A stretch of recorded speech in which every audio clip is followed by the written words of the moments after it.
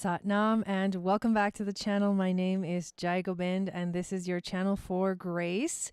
Thank you guys so much for being here live, and thank you to those of you that are watching the replay. Please let me know if the audio is okay, because I was having audio issues when I was filming a video yesterday, and just want to double check before we dive into the whole broadcast. But as I wait to hear back from you guys, if you're here and you're watching live, say hi in the chats and I will say hi back. Hello, Diane. Welcome in. Hello, Jeanette, Linda, Shana, Robin. Good to see you guys here.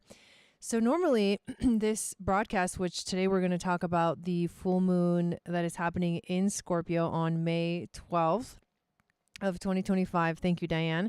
I usually do this broadcast closer to like a few days before the full moon. But as you guys know, I am going to be traveling starting on Monday. I go to LA on Monday. I spend Tuesday there getting ready for a way bigger trip, which is to Egypt. So I am going invited as faculty to the Robert Grant's Egypt group tour called the 144 Alpha Omega Expedition.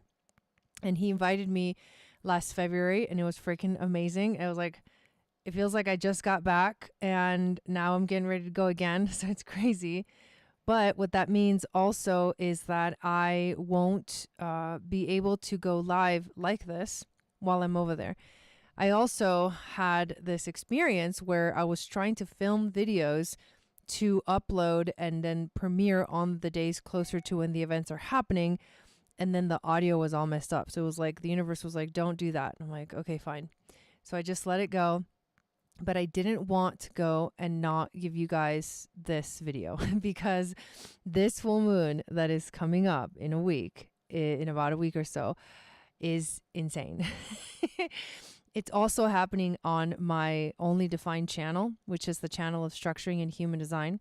So we'll go into all of it to make sure we all are prepared for the energy that is coming. And yeah, so that's what we're going to cover in this video. Before we dive in, let me make a couple of announcements as well. So as you know, our Sedona retreat is coming up very soon. Like, I'm going to come back from Egypt. I'll be in LA with my mom for about a week. And then we're basically driving right to the Sedona retreat. But I'm so excited because I'll be able to bring all those beautiful downloads and hello, Essa, and that like beautiful and powerful experience with me to our retreat in Sedona. And it's going to be happening from June 5th through the 8th. It's a 4-day retreat. You have to fill out an application, but it's like super easy. I just want to know, a little bit about you and your experience with going to retreats. And I'll send you the link to officially sign up. And once you're signed up, you're good to go. And what we're going to be doing is going on these amazing hikes. The whole retreat will be programmed around the astrology that's happening for the week, but it's also focused on healing and rejuvenating.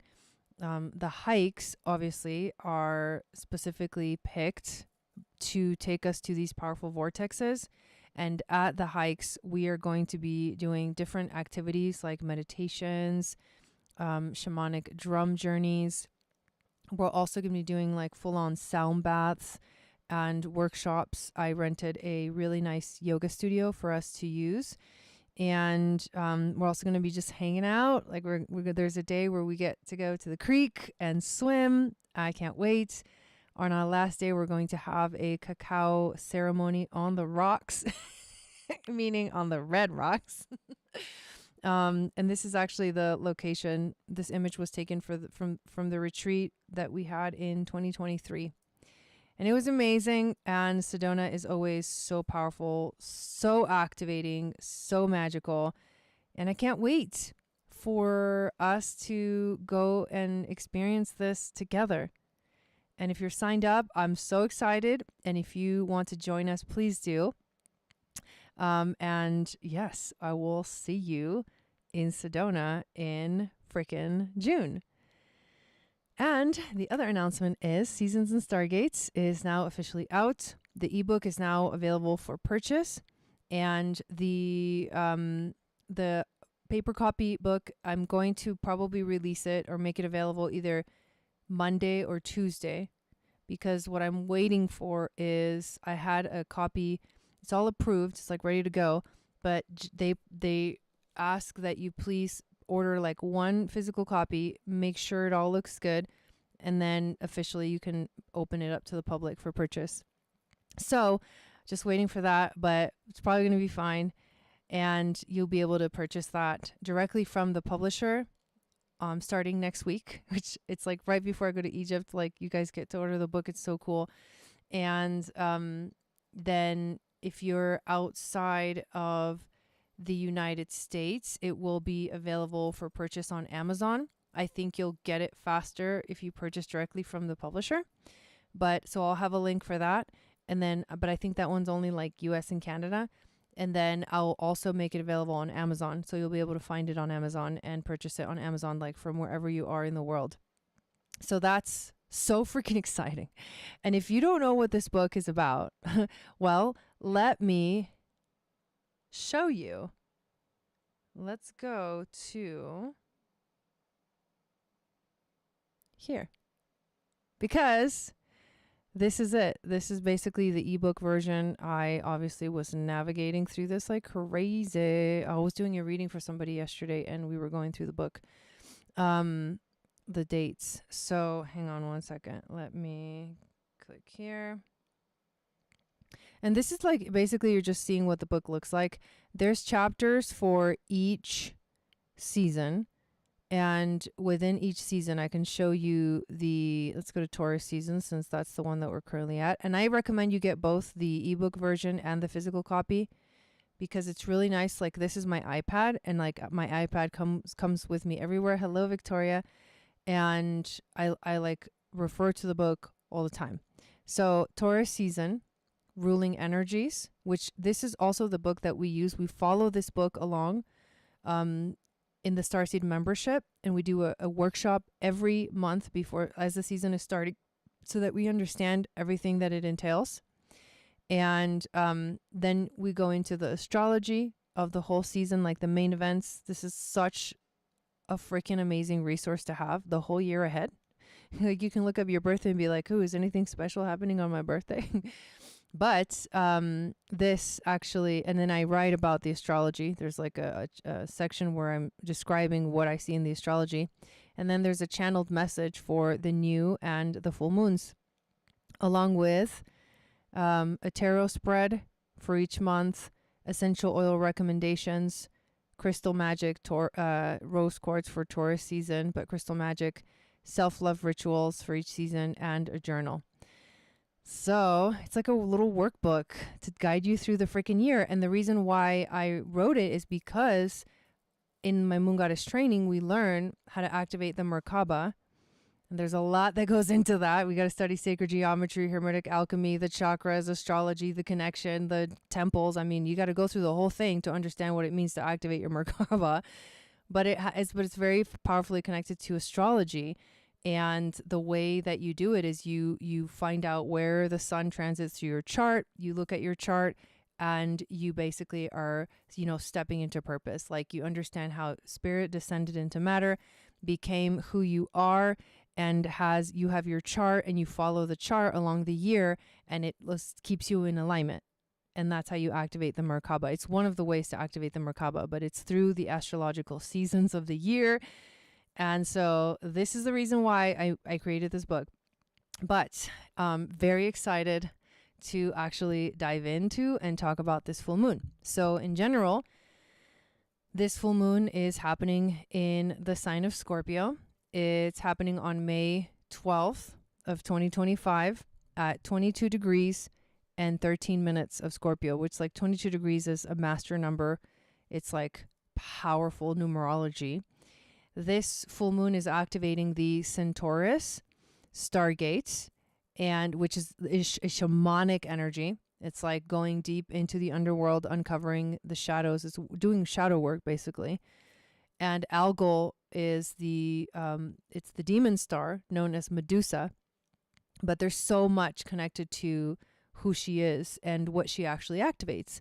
Because right around this time, right around this degree where Algol is 26 degrees of Taurus, we have the darkness to light portal that begins.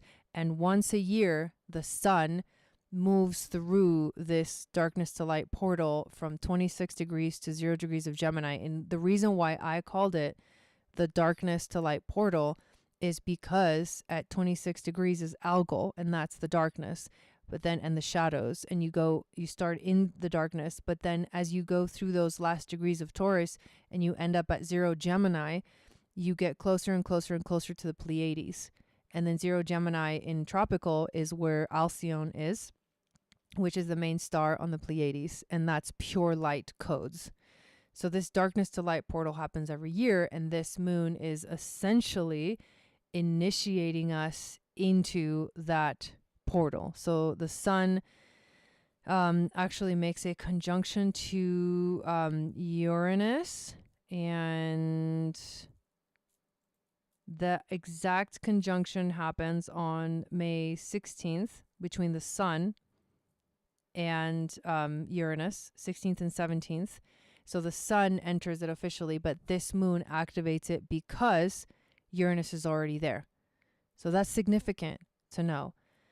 The chakra that this full moon works with is the chakra below the feet, which again has to do with spirit descending into matter and us connecting and anchoring ourselves onto the planet. It also rules the excretory system.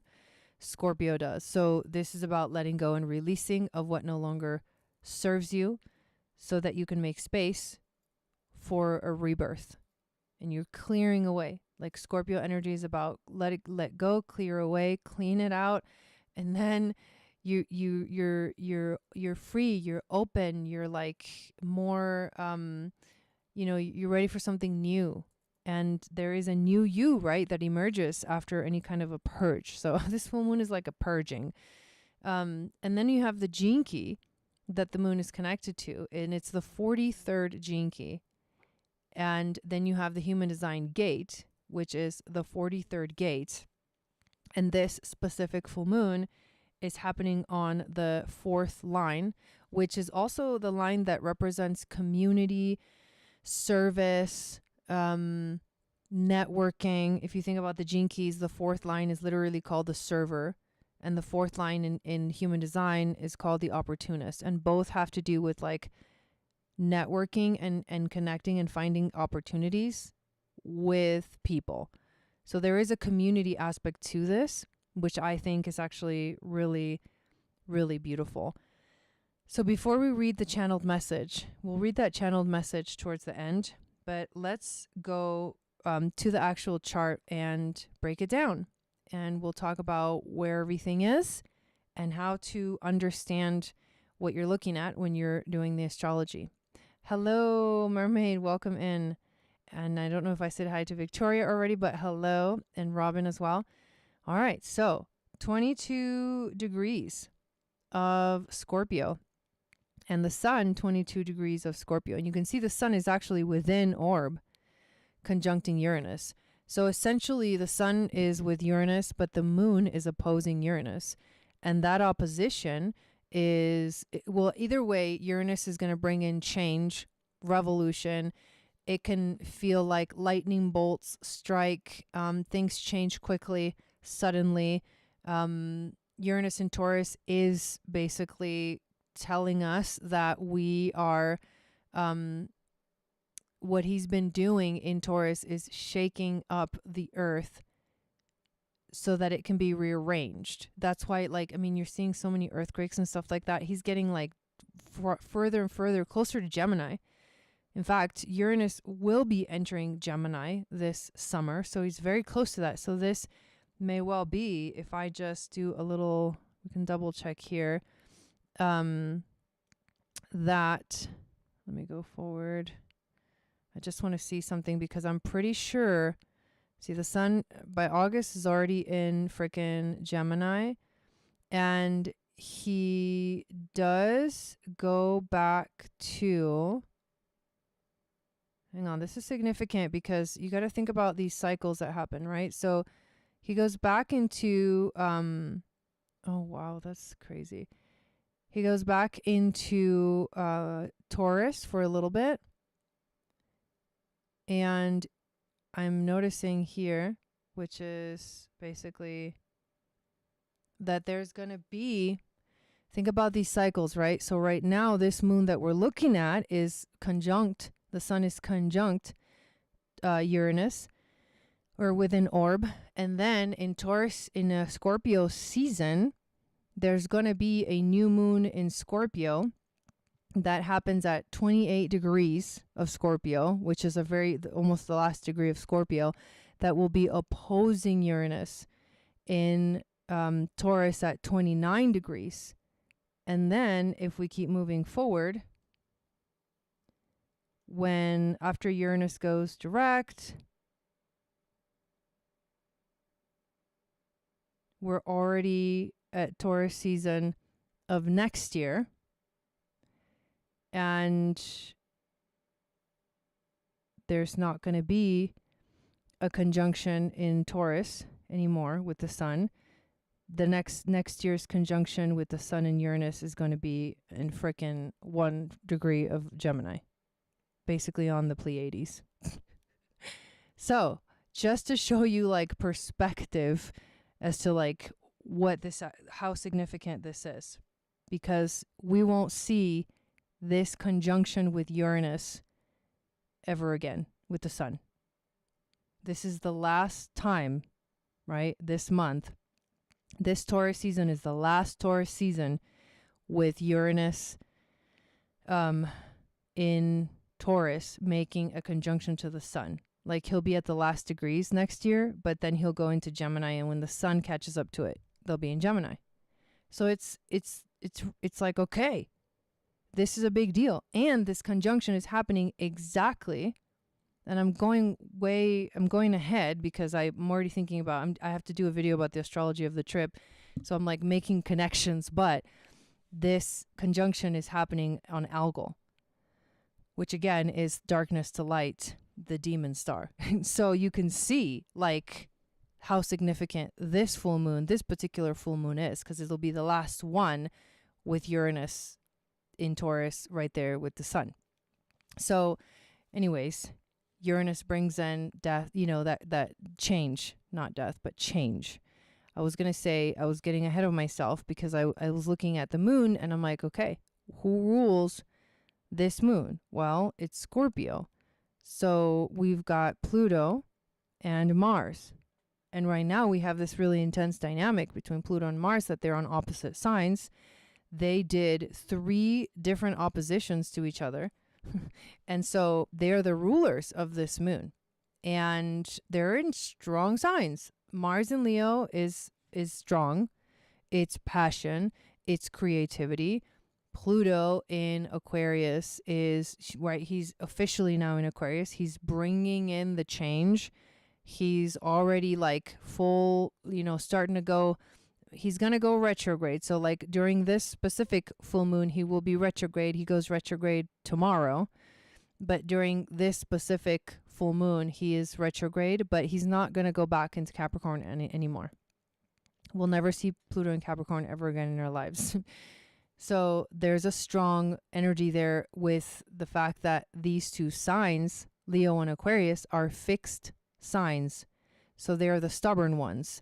And this is essentially like it's not exact, but these are literally the 4 fixed signs: Taurus, Leo, Scorpio, and Aquarius. And they are all represented very strongly in this chart because Mars and Pluto are in the are the rulers of Scorpio. So a lot of like hidden meaning within, all of this energy. But that is significant to point out where Pluto and Mars are because they are the rulers. So there is also, let me erase this. There is a mystic rectangle that this moon is a part of. And let me see if I can make it a little bit. Well, no, this is fine. So we've got the nodes and the moon So the moon is in opposition, right? So a mystic rectangle is created by two oppositions. They basically make an X, and then those points are sextiling and trining each other.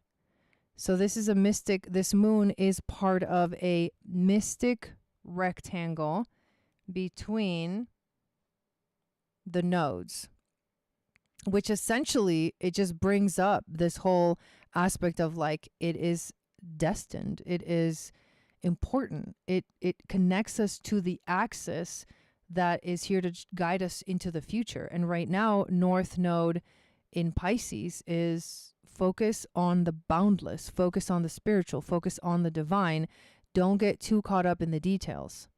So there's a resolution that happens between the trines and the sextiles. So it's almost like, let me open a door. Like, this literally looks like a freaking door.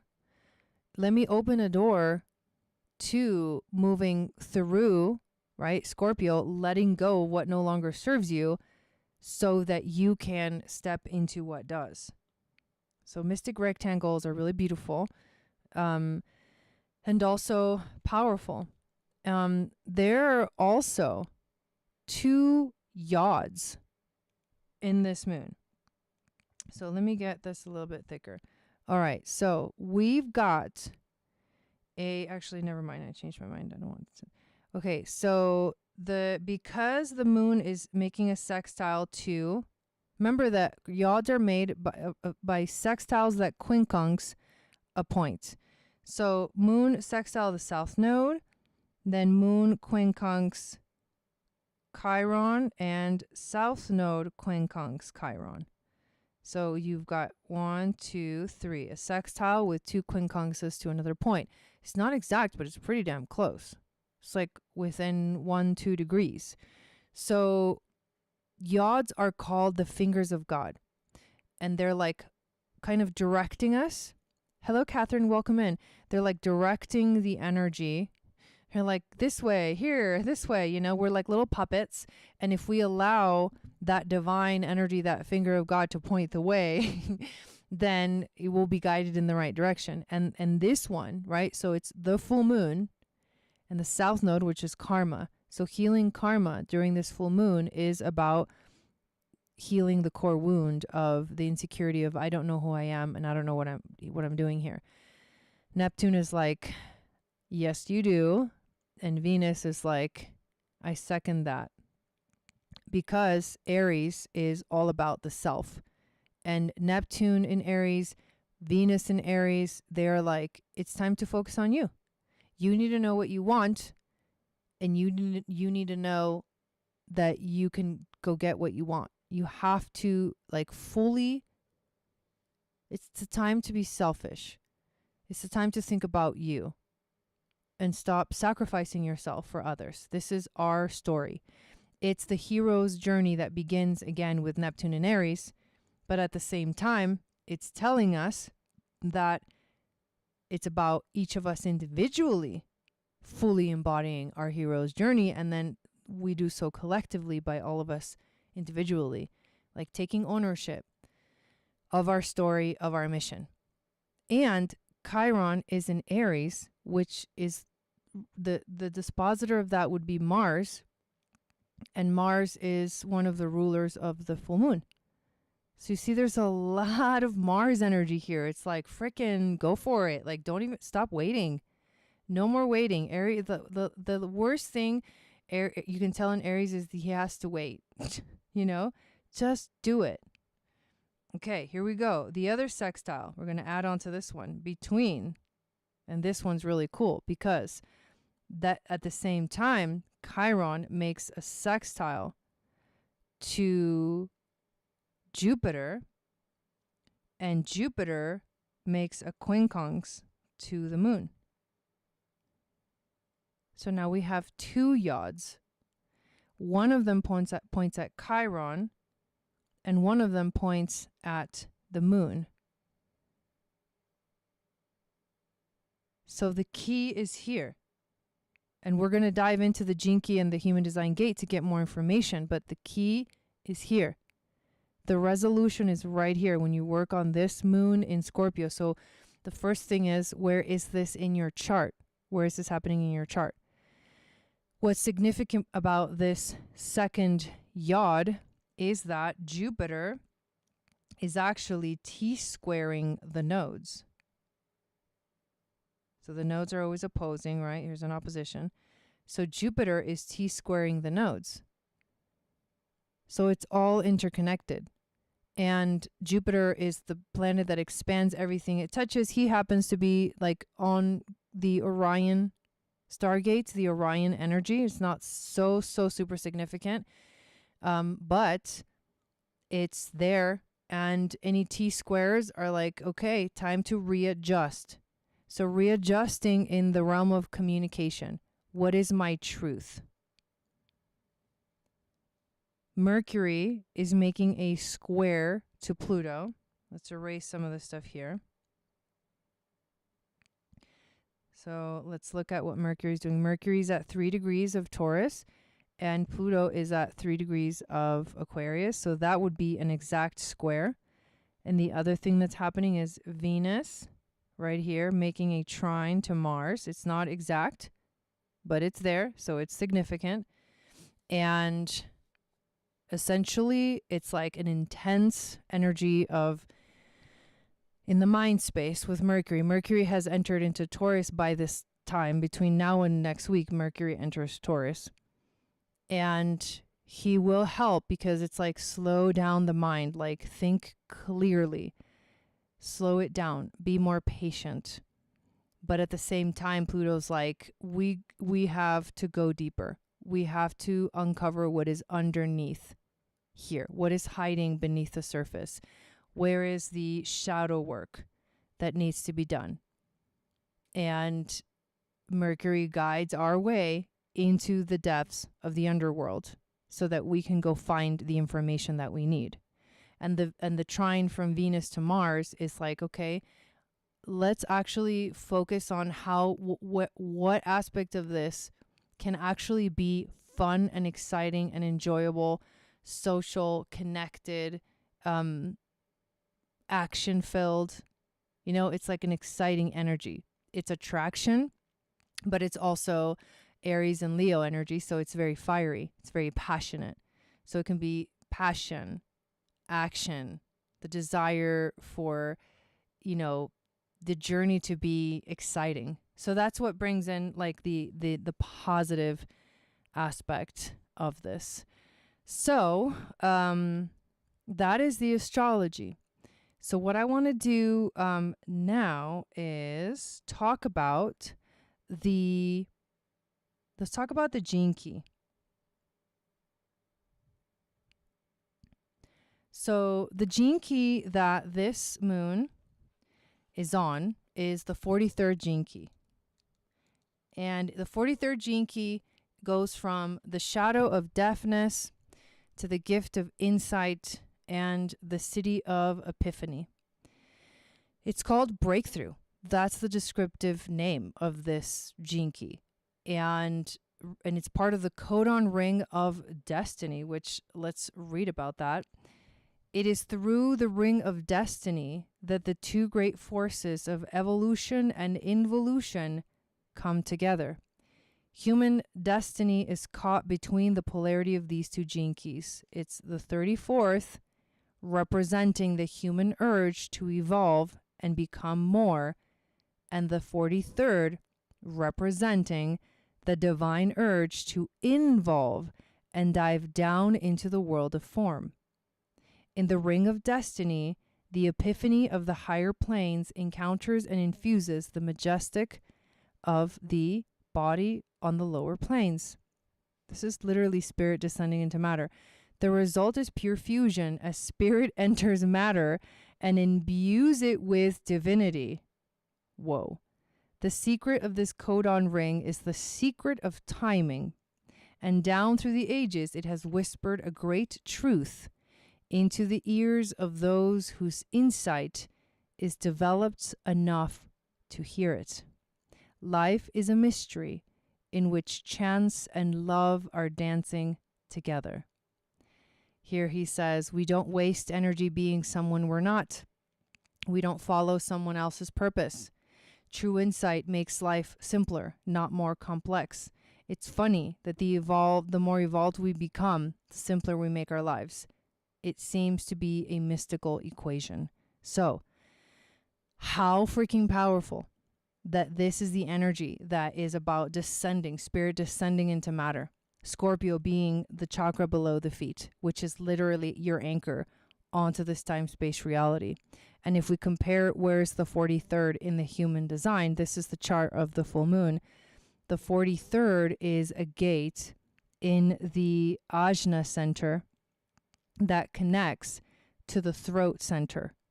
And what's significant about this is that at this time, the opposition between the sun and the moon actually creates the fullness of this channel, defines this channel. So the sun is on the 23rd and the moon is on the 43rd.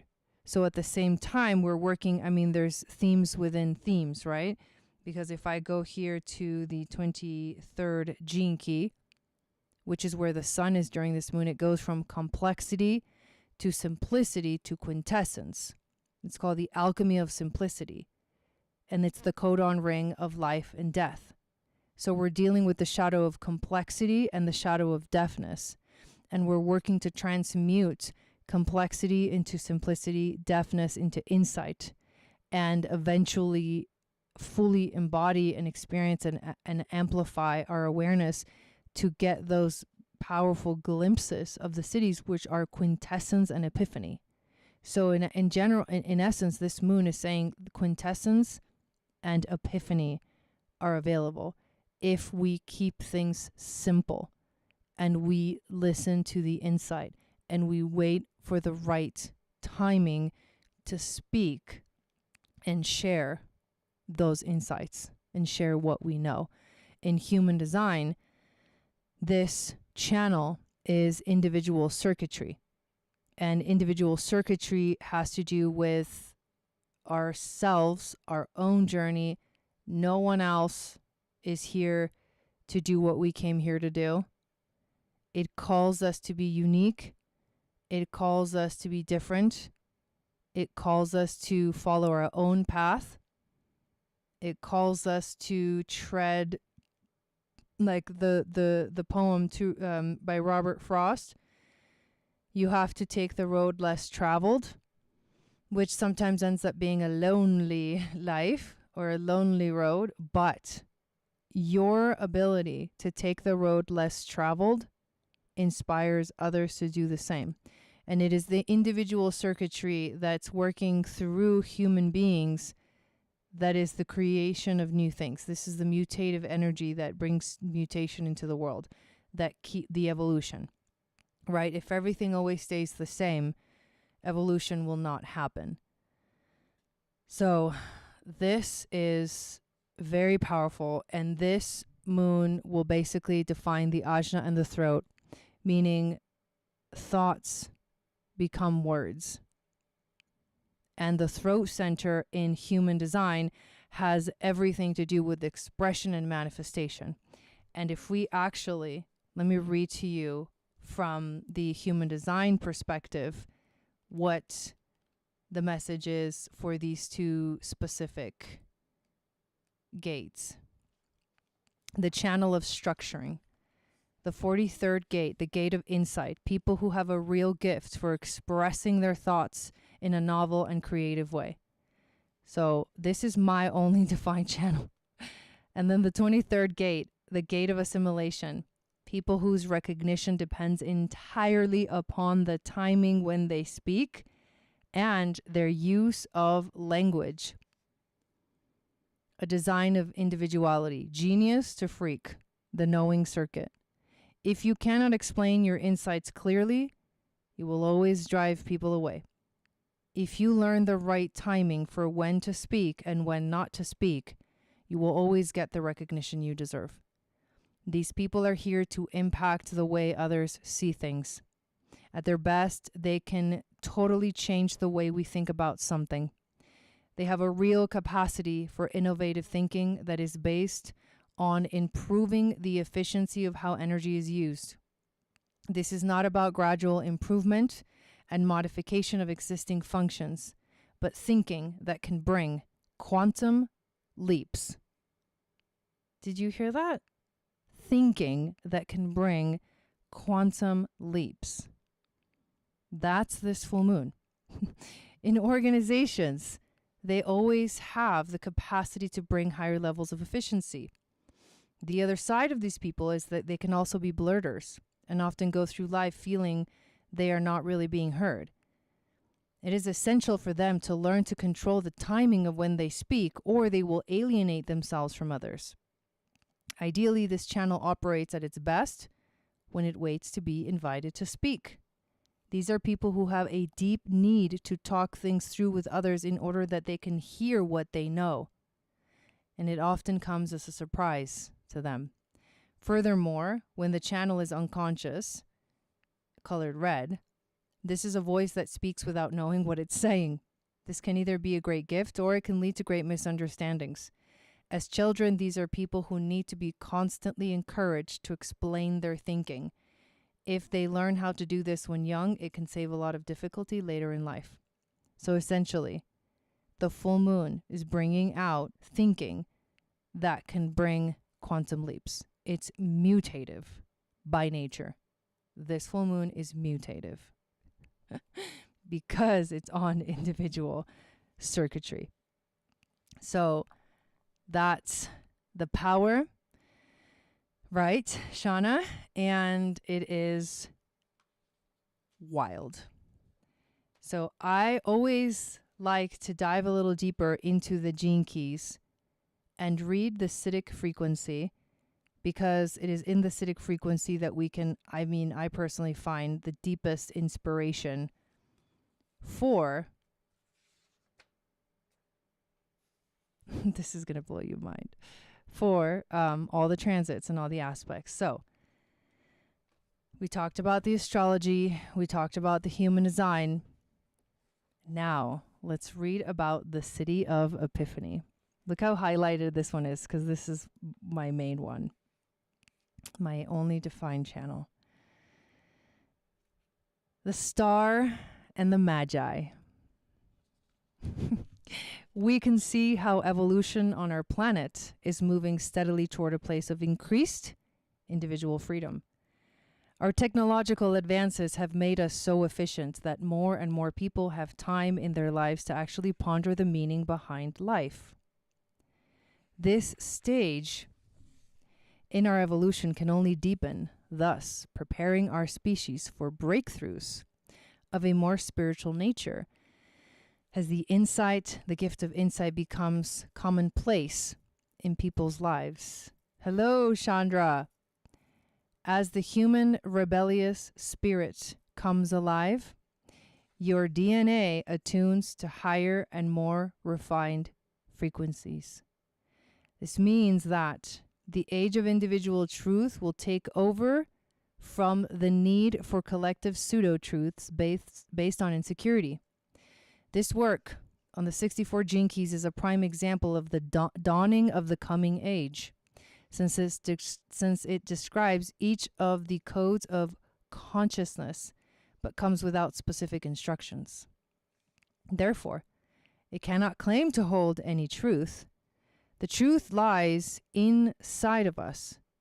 When it is seen, read, or heard, it may indeed trigger a process of recognition within your DNA. True insight only comes in this way, when all outer instructions have been removed. As we learned at the beginning of this gene key, all human beings move through 3 natural stages of evolution: survival at the shadow level, service at the gift level, and finally, surrender here at the level of the city. The 43rd city is that of Epiphany. It represents the final breakthrough of consciousness possible within a human being. Despite its obvious Christian heritage, the word epiphany is derived from a Greek word meaning inner manifestation. One of the meanings of epiphany has to do with the manifestation of a divine being which is why it has become associated with the recognition of the baby Jesus' divine nature. The city of Epiphany is an inner surrendering or giving up that takes place in certain human beings. When it occurs, those human beings cease to identify with themselves and become manifestations of divine being. There is a difference here between being a manifestation of a divine being and a manifestation of divine being. The epiphany is that there are no special exalted beings. It is the epiphany that consciousness is all there is. In many ways, the epiphany of the 43rd city would be a great disappointment if you could survive it to be disappointed. It is the sudden revelation from within that you have been wasting your time looking for God, even a God inside yourself. Epiphany is expressed beautifully through the Buddha's enlightenment, when after so many years of searching and meditation, he just became so tired that he gave up. It was only at this moment of deep surrender that he experienced his sudden epiphany, that he was just an ordinary man searching for something that he already was. Oh my God, I got chills. Even though you hear this and may sense the truth of it, you still can do nothing to hasten your own epiphany. It can only come unexpectedly. Everyone who experiences the city of Epiphany does so differently. The Buddha had to be disappointed, but other people have experienced it in many unique ways. There is a story about an Eskimo shaman named Uvavnuk who experienced his epiphany while having a pee beneath the stars one night. No one can never know how, when, and to whom the epiphany will occur. Dun, dun, dun. And that is its wonderful mystery. Through its associated Christian symbolism, the epiphany is also connected to the recognition of Christ through the medium of the three magi and the giving of their gifts. This colorful story of the three wise men that came from the east and followed the star to Jesus' birth is pregnant with archetypal mystery. If one understands the legend of the Christian Epiphany as an inner mythic code, one will see that it contains a great hidden truth concerning humanity's final evolution. Woo! The three magi and their gifts can be interpreted as many different things because so many esoteric myths are founded upon the triple nature of divinity. What we see is a uniting of this triple nature around the figure of the Christ child, drawn together by a celestial force, the star. The star can be seen as an emblem of fate or the movement of the spheres that lie beyond our human grasp. The Magi and their gifts can be seen as three disparate aspects or levels of ourself, drawn together and unified by the figure of Christ. The 43rd city is special in another way, in that it is one of 7 gene keys that provides a portal for grace to move into the world of form. I swear to God, I knew nothing of this when the name Channel for Grace came through. In the 22nd gene key, we learn about the mystical opening of the 7 sacred seals, specific codes in human DNA whose primary purpose is to heal a vital and specific aspect of the human wound. The 43rd city represents the opening of the 4th seal, which releases the profound human fear of rejection, and opens the hearts of all individuals. This city has a powerful destiny within the human genome to create mass breakthroughs across entire gene pools and thus open up the borders and boundaries that separate our communities and countries. Whoa. Ultimately, the epiphany is an explosion in the human heart, an openness and acceptance of others, and a divine spirit of friendliness that is at the core of all human beings. At an individual level, the 43rd city is and always must remain unique to each person in whom it appears.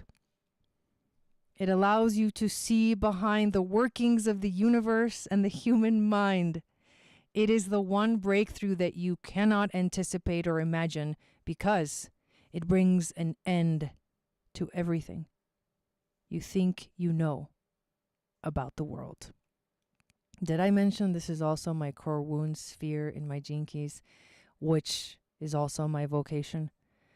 There is enormous laughter stored in this city as the epiphany lands you squarely in the middle of the greatest paradox of all time, that you are what you are and nothing can ever be added or taken away from your nature, regardless of your experiences. When the 43rd city manifests in the world, it often plays the fool in some deep, mystical way. Whoa! There are people who know that nothing they do or say is of any importance or relevance whatsoever. So they simply act as they like and say what they like. As a consequence of all this, such deeply realized people inevitably break all the rules of how an enlightened being is supposed to behave. It is as though they are constantly sharing a private joke with themselves. With the 43rd city, the only thing you know is that you know absolutely nothing. This knowing is so delightful to you that you will simply never be able to contain the wonder and beauty of it. You have become deaf to everything but the divine. Damn.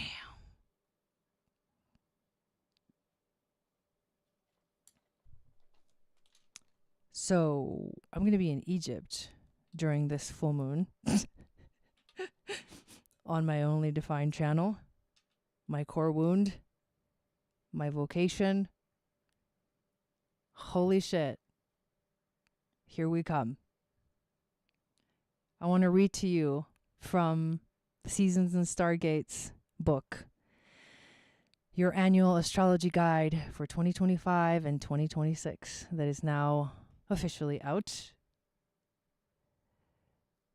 What I wrote about this full moon. As the moon reaches its fullness and completion today, we dive into the deep depths of the emotional underworld. This full moon shines a light into the dark. We dive into the heart of the scorpion to find the true light that shines from within. This is the time blooming with the potential for liberation. This liberation may show up in the most unexpected ways as our nervous system adjusts to the electrifying effect of Uranus and Pluto. There is something here we're being called to let go of and release. Something that holds the key to our freedom. If we don't let go, we will continue to cycle in the wheel of karma until another opportunity arises.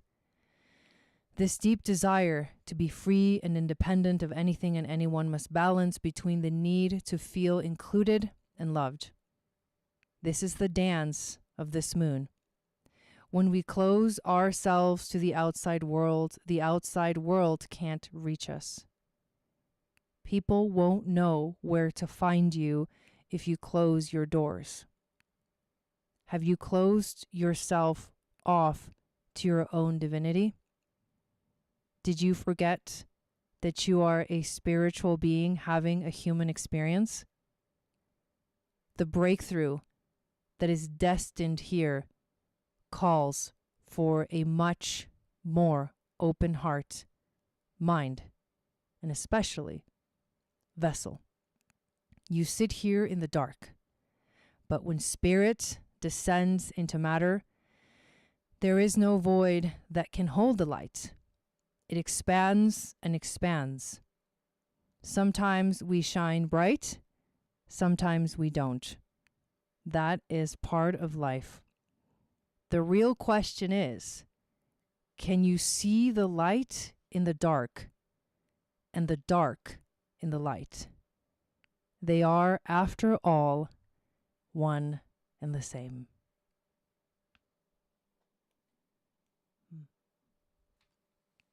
So, let me read you a little message from, I literally just opened the book right to the page. Fuck out of here with that shit. Let me read you a little message from this moon. Hello there, 43rd.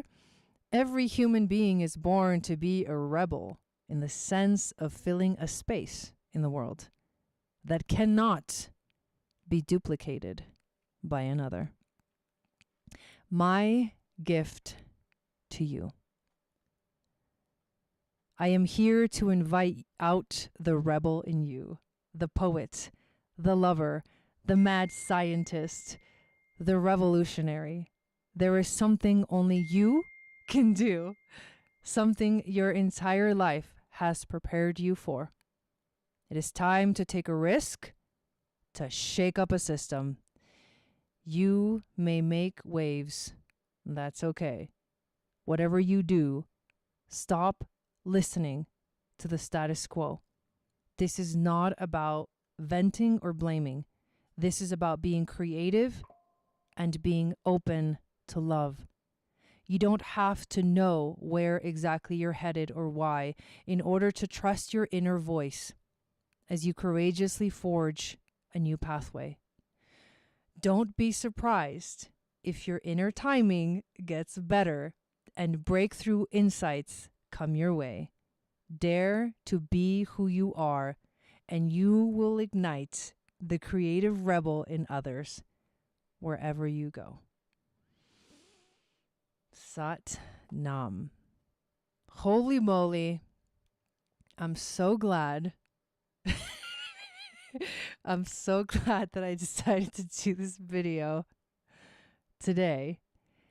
So I leave on Monday. I go to LA. I spend one day in LA getting my nails did. No, I'm just kidding. And then I go to Egypt for the second time this year. Can't even with that. But I know that this trip, this second trip, is going to be fucking insane. Insanely powerful. So I wanted to make sure that you guys had this information to prepare for the full moon that will come in about a week. And know that while I'm over there, I won't be able to go live. I won't be able to live stream, although I'll try to live stream from my phone sometimes. So please make sure that you follow me on Instagram.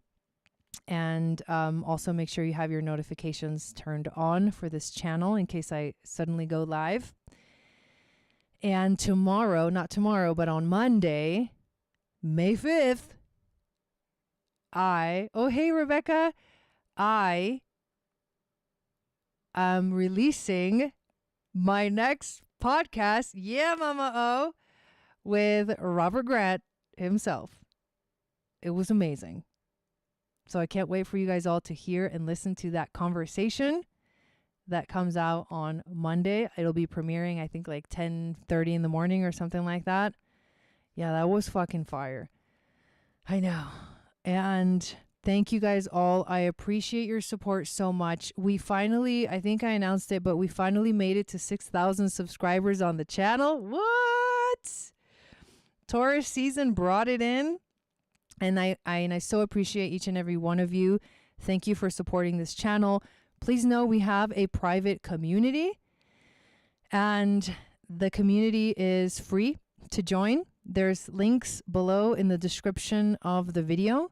So join our global community, join our private sacred space, join our Starseed membership. You're still going to keep getting content throughout the time that I'm away. That's like the priority for me, the Starseed membership. And hello, Rebecca. And yes, it's going to be amazing. So I'll still send the weekly emails while I'm gone. So that's how you get your weekly astrology. So make sure you're signed into my newsletter, but you also can get a free moon astrology guide, which tells you what your psychic gifts are based off of your moon sign. And that essentially enters you into the email list, and you'll get those weekly moon magic reports. Oh, thank you, Mama O. I can't freaking wait. I can't freaking wait. Today I picked my seats on the plane. I'm like, oh my God, it's getting real. It's getting real.